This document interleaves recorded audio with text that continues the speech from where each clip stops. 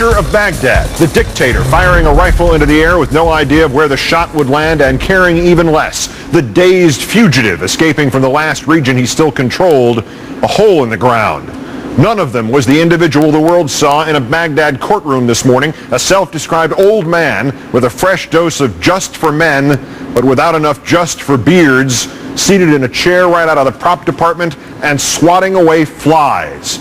Our fifth story on the countdown. Next case, the people versus Sadaam Hussein. He arrived in pinstripes and shackles. He arrived in what used to be one of his presidential palaces. And for the length of the 26-minute hearing, he insisted he be addressed as the president of the Republic of Iraq.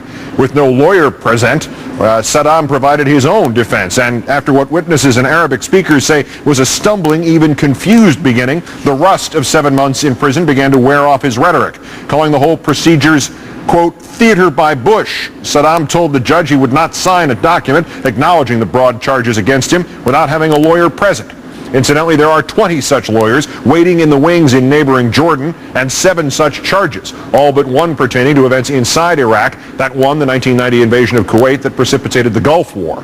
The formal indictment and specific charges will come later, but already on the public table, Sadaam Hussein, defendant in his own words. And let's widen the reaction out from Iraq to the entirety of the Middle East, a range of opinions in the Arab world, and to try to help us sort it out, I'm joined by Raghida Dergham, a senior diplomatic correspondent for Al Hayat newspaper and an MSNBC analyst. Good evening. Good evening to you, Keith. With or without good reason, almost everything that's happened in Iraq for the last 16 months, maybe longer, has wound up as something of a black eye to the U.S. in many portions of the Middle East. Will today's events involving Sadaam Hussein wind up being just another black eye? Wind up, maybe, because when the trial takes place, I believe Sadaam Hussein would want this to be the trial of the American policies towards the Middle East altogether. And I think this is how it would be watched by the rest of the Arab world, not only in Iraq. I think that what they saw today is something about Sadaam Hussein coming back to haunt the Iraqis. He's still around, and I was in a gathering of some Arab diplomats, and some suggested it may have not been a good idea to put him on display, because then he would have effectiveness. And finally, our own headlines in Al Hayat for tomorrow, they say Saddam utilizes his appearance to launch a counter-offensive. So you could see how it's looked at by different points of views. Expand a little on that idea. I remember vividly before this, the invasion last year, the stories that were viewed on with some surprise in the United States, that in Iraq particularly, Sadaam Hussein was viewed as literally immortal, that you could not kill him, that you just used the term haunting and ghost. Is that the sense that this man has almost come back, at least symbolically, from the dead?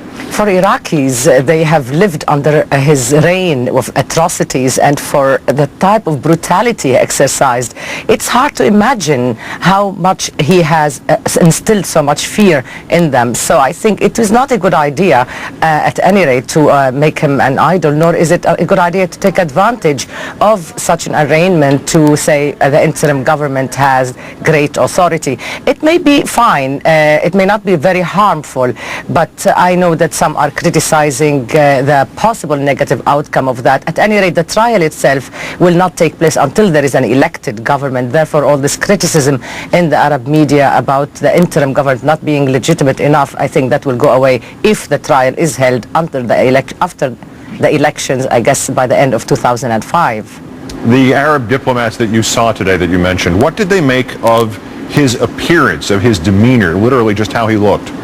Funny, because one person observed that basically all you needed to do is give Saddam Hussein his cigar, and you will see the good old Saddam Hussein, because he was intimidating, he was challenging the authority of the judge. He wanted the platform to say to the judge that you are illegitimate and unpatriotic. One observed that maybe it's not only a mistake that the interim government has put him up publicly on television, that it may have been a mistake for the Americans to capture him alive. And finally, another observation was that, Saddam Hussein will never get to go on trial. He has too many secrets, the secrets of his partnership with the United States, the secrets that would expose so many people, and therefore the idea is that maybe Saddam Hussein will not remain alive by accident or by natural causes he would disappear before we hear his historic testimony to the relationship with the United States. An issue we'll be exploring later with Barry McCaffrey. Raghida Dergham of Al Hayat and MSNBC, as always, great insight and our great thanks. Thank you very much.